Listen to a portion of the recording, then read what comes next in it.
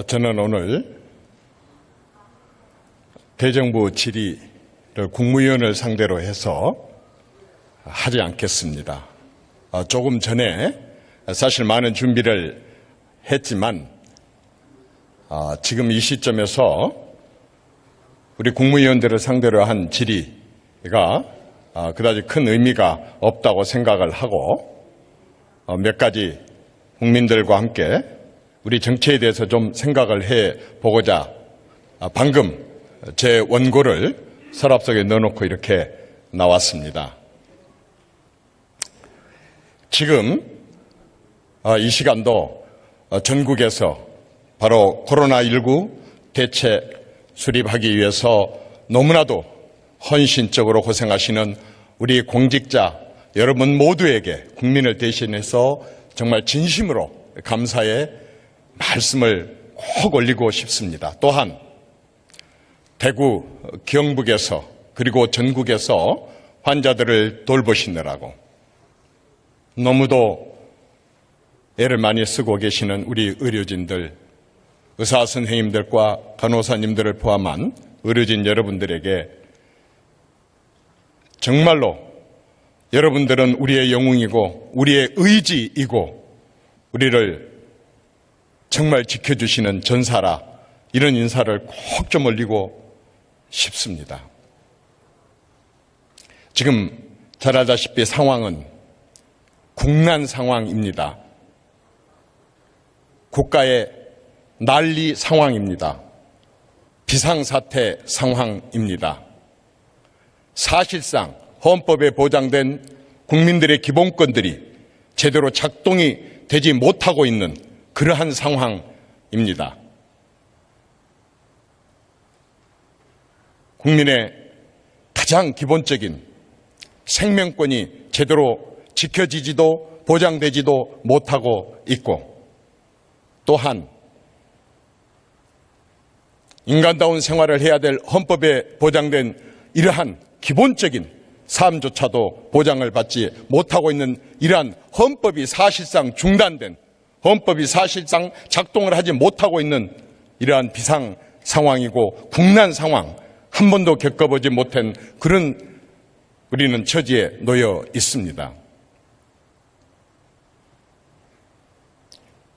정말 이런 상황 속에서 너무도 우리는 참담하기도 하고 불안하기도 하고 또 국민들이 공포에 젖어 있기도 합니다.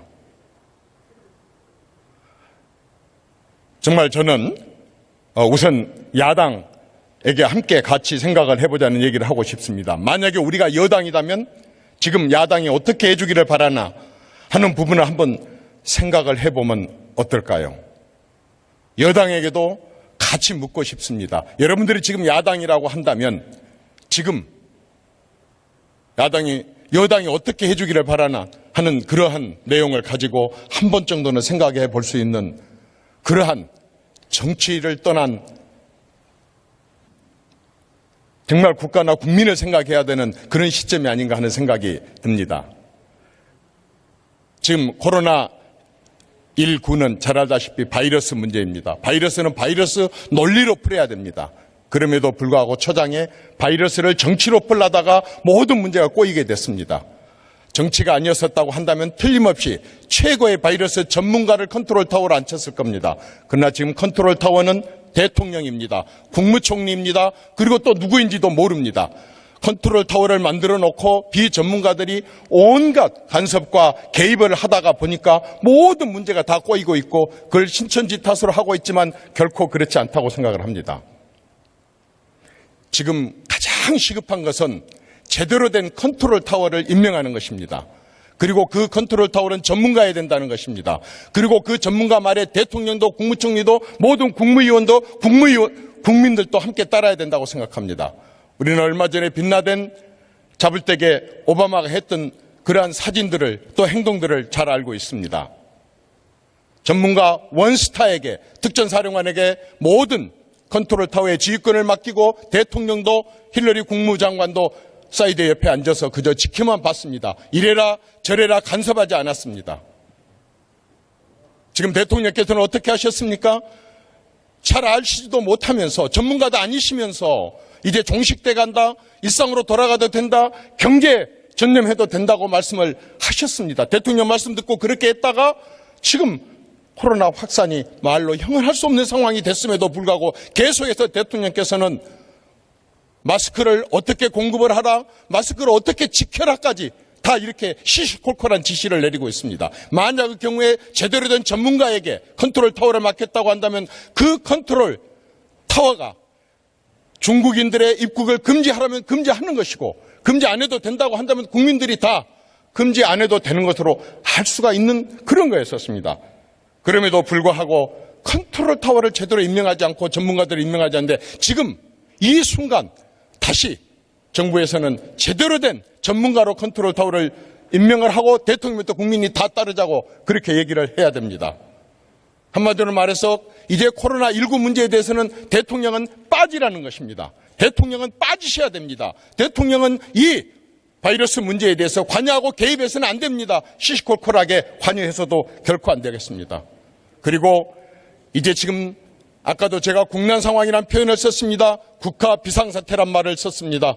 이 이후가 문제입니다. 경제가 어떻게 될지, 외국으로부터 이렇게 불신을 당한 나라가 어떻게 다시 그러한 신뢰로 회복할지 정말 걱정이 많이 됩니다. 정말 나라가 갑작스럽게 후진국으로 후퇴를 하고 완전히 가라앉고 무너져 내리고 있습니다. 지금 대통령께서는 이 코로나19 문제는 아까 전문가 컨트롤 타워에게 맡기고 본인은 이제 이 사태가 수습되고 나서는 중립내각, 거국내각을 구성을 해서 모든 분야를 제대로 된 전문가들이 국정을 다스릴 수 있도록 꼭 그렇게 해 주셔야 되겠습니다. 대통령께서는 지금 중립내각을 반드시 구성하는 구상에 들어가야 된다고 생각을 합니다. 그리고 저는 또 이 자리에서 참 섭섭한 사람들이 있어서 좀 말씀을 드리고 싶습니다. 서울시장, 경기지사, 부산시장, 그리고 충남북 도지사와 대전시장, 울산시장, 경남지사, 광주, 전남, 전북시장과 도지사 여러분,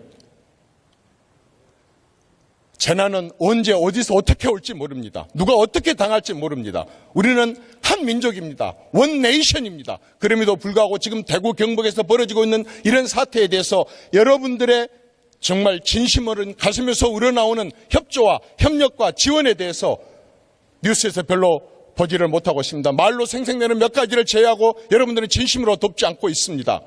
솔직히 서울, 경기도의 일부 시도에 시장, 도지사 여러분들이 잘해서 이렇게 풍요하고 모든 것이 다 잘 되고 있는 것이 아닙니다. 지방에서 구석구석에서 수도권으로 서울로 몰리고 또 몰리고 또 몰린 이런 재화를 가지고 여러분들께서 지금 풍요를 누리고 있음에도 불구하고 이렇게 어려움 당했을 때 다른 시도에 대해서 이렇게 손 놓고 있다는 것이 너무 기가 막힙니다. 지금이라도 정말 대통령께서 주선하시던 총리께서 주선하시던 다른 시도에서 품앗이, 바로 이럴 때 있던 것이 우리 전통의 품앗이입니다. 좀 품앗이로 나서셔서 의료진도 빌려주시고 재화도 좀 나눠주시고 많은 자원봉사들 좀 보내주시고 그렇게 해서 도와줘야 될 거 아니겠습니까? 여러분 당의 지지 기반이 아니라고 해서 이렇게 홀대하고 이렇게 방치해도 되는 것입니까? 이것이 누가 홀대하고 있어요? 유성권 의원님 지금 제가 질의하고 있으니까요 좀 자제를 해 주시겠어요? 여러분들 지금 이런 사태가 오게 되는 데는요 사실은 집권 세력들의 굉장히 중요한 큰 정말 잘못된 부분이 있어서 이렇게 국정이 이런 위기 상황 속에서 국민을 하나로 만들지 못하고 김대중 대통령이 했던 그런 근무기를 이끌지 못하고 있다고 저는 생각을 합니다. 그게 무엇이냐? 저는 36년 정치를 하면서 이 정권 들어와서 처음 보는 게 있습니다. 정권이 출범한 지 1년도 안 돼서부터 집권 여당의 대통령 후보들이 이렇게 난무하고 대통령 말하자면 차기 대권을 가지고 이렇게 권력투쟁하는 것을 본 적이 없습니다. 대통령이 임명한 국무총리가 대통령이 임명한 대통령 비서실장이 그리고 경기지사, 서울시장, 경남지사, 전 충남도지사까지 출범한 지 1년도 안 된 정권에서 여당 내에서 대권 후보의 경쟁을 치열하게 하다가 어떤 권력투쟁 현상이 일어났습니까? 누구는 구속되고 누구는 재판받고 누구는 검찰 조사받고, 그리고도 국무총리는 계속해서 여론조사에서 1, 2위를 다툰다고 거의 경마식 중계방송을 하다가 이제 급기야는 종로에 총선 출마를 해서 이제 대권 주자 나오라, 계속 대권 주자 나오라, 이렇게 해가지고 지금 이 현직 대통령의 임기가 2년 3개월에 남은 이 상황 속에서도 차기 대권 경쟁을 벌이고 있습니다. 이게 얼마나 기막힌 일입니까? 있을 수 있는 일입니까? 이런 역모가 어디가 있을 수가 있겠습니까? 어떻게 국무총리가, 대통령 비서실장이, 그리고 여당의 도지사들이 임기 1년도 안 지난 대통령을 놔두고 차기를 노리면서 인기 영합을 하고 국정에 전념하지 못하고, 그리고 사실 용기 있는 그러한 어떤 국정을 운영을 함에 있어서 바른 말 한마디도 못하는 이러한 현상을 빚어낼 수가 있습니까? 이렇게 해서 조직을 만들고 그렇게 해서 여기저기에다가 많이 사조직이 생기기 시작하면서 생기는 많은 권력비리에 대한 소문들이 떠돌고 있으니, 이렇게 해가지고야 어떻게 국정이 제대로 될 수가 있겠습니까? 이 사람들 뿐이었습니까? 저는 기막힌 뉴스를 또 봤습니다. 대통령 측근들과 대통령 비서실장, 수석비서관, 비서관, 행정관들의 70여 명이 총선에 출마하겠다고 나서는 이런 기막힌 현상을 봤습니다. 1명, 2명, 3명, 4명, 5명, 6명, 7명이라면 내가 이해를 하겠습니다. 어떻게 70여 명이 이제 출범한 지 3년도 안 된 대통령을 놔두고 총선을 하겠다고 전부 뛰쳐나가고 이런 일이 벌어질 수 있습니까? 사실 그분들은 대부분이 국정에 있어서 그렇게 큰 전문가들은 아니었었습니다. 이제 일을 배울 만한데 대통령을 홀로 놔두고 바로 그 유능한 사람들이 다 떠나버리고 또다시 새로운 사람들을 모집한다면 그 사람들이 또다시 아마추어들이 될 것입니다.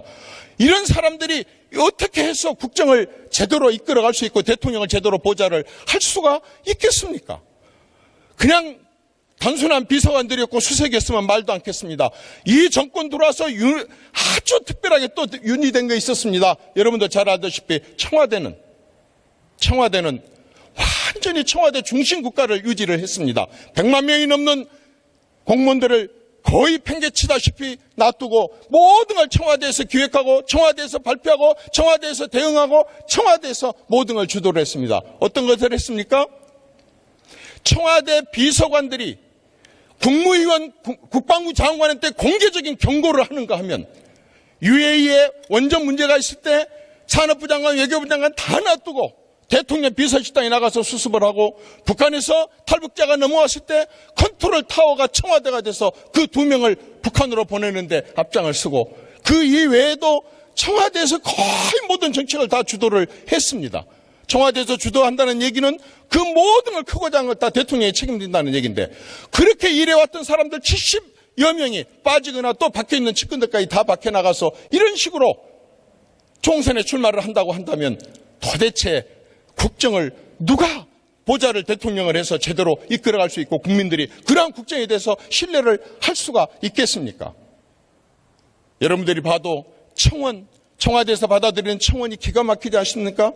20만 명 이상의 자격 요건을 갖춘 138건 중에 32건이 전부 정치적인 것이고, 그 다음에 29건이, 그 중에 90%가 넘는 29건이 전부 다 야당에 대한 비판과 그리고 대통령과 여당에 대한 옹호였었습니다.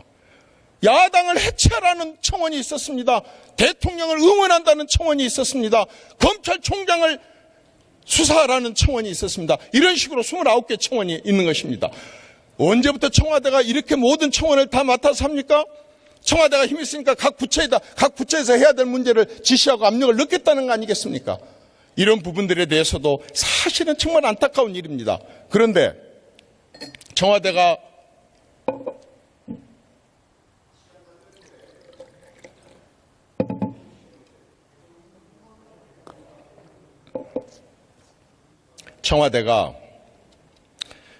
이런 식으로 하는 데는 다 이유가 있었던 것 같습니다. 여당 대표이신 우리 이해찬 대표님께서 참 기가 막힌 말씀을 하셨어요. 보수를 괴멸시키겠다 그랬습니다. 대한민국에서 보수가 괴멸되고 없으면 그러면 누구만 남습니까? 진보 세력만 남겠다는 얘기입니다. 저는 농담인 줄 알았습니다. 그리고 그 뒤에 20년 집권을 하겠다는 뒷받침되는 말씀을 하셨습니다. 그리고 그걸 뒷받침하기 위해서 선거법을 고쳤습니다. 240석을 지역구에서 얻고 비례대표로 20석을 얻어서 87%인 260석을 얻겠다고 하는 말씀.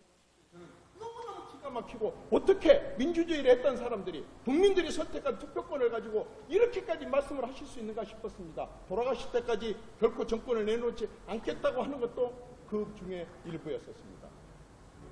저는 이제 이러한 정치 정말 이제 좀 자제하셔야 된다고 생각합니다. 국정을 이런 식으로 방치하고 정말 국민들의 이러한 공포와 이러한 두려움과 이런 불안감을 방치하고도 다 속에서 바이러스를 정치화하려고 하는 이러한 국정 운영의 방식은 고쳐져야 된다고 생각합니다. 그러게 하기 위해서라도 우리 국회는 개혁되어야 하고 변화되어야 됩니다. 제가 오늘 이 자리 단상에 올라오면서 국회의장께 절을 하지 않고 국회에 대한 경례를 했습니다. 72년 동안 우리는 국회의원들이 국회의장께 절을 하고 올라왔습니다. 국무회의 하는데 국무위원들이 발언할 때마다 대통령한테 절하는 거 봤습니까? 대법관 회의하실 때 대법관들이 대법원장한테 절하는 거 봤습니까? 우리 국회에서만 이렇게 하고 있습니다. 대법관 회의도 국무회의도 의장인 대통령과 대법원장이 이렇게 황제 같은 높은 자리에 앉아서 의원들을 내려다보는 이런 좌석은 없습니다. 이러한 권위주의, 바로 이런 것들 때문에 여기서 익숙한 국회의원들이 지역구 돌아가게 되면 반드시 단상에 앉으려고 그러고 반드시 발언권을 얻어서 인사말을 하려고 하고 이렇게 권위주의로 가게 되는 것입니다. 저희 국회의원들 저부터 잘못했습니다. 국민들에게 용서를 빕니다. 정말 좀 달라지고 변하고 달라져서 정말 새로운 국회가 되도록 노력을 하겠습니다. 국민 여러분, 이번에는 국회를 좀 견제하는 그러한 세력으로 만들어주고 구성을 해 주십시오. 국민 여러분들께서도 잘 알다시피 우리 국회에 지금 외교관 출신들 국회의원이 한 명도 없습니다. 또 4차 산업혁명 시대에 4차 산업 전문가들이 거의 없습니다. 20대 국회의원이 한 명도 없습니다. 30대 3명이 있지만은 제대로 20대, 30대, 40대의 미래 세대들의 얘기를 다 할 수가 없습니다. 이번 국회에서 국민 여러분들께서 바로 이런 부분들도 감안을 해서 21세기의 새로운 미래 세대들을 위한 그러한 정치를 이끌어가게 하는데 여러분들 구성에 많이 협조해주고 도와주시면 고맙겠습니다. 이제 저는 마지막으로 국회 견제 세력에 대해서 한 번 더 말씀을 드리겠습니다. 지금 대법원은 코드 인사로 거의 한쪽으로 치우쳤습니다. 그렇게 구성된 대법원장과 청와대에서 추천한 사람으로 헌법재판소 또한 코드 인사화됐습니다. 심지어는 검찰조차도 이제 편을 가르기 위해서 여러 가지 일들이 시도되고 있습니다. 많은 부분들이 한쪽으로 치우져 있고 편중되어 있습니다. 오로지 국회 한 군데만이라도 제대로 최고의 권력, 왕 같은 권력을 쥐고 있는 이러한 대통령을 견제할 수 있도록 이번 선거에서 국민 여러분들께서 꼭 좀 깊이 생각해서 도와주시기 바랍니다. 고맙습니다.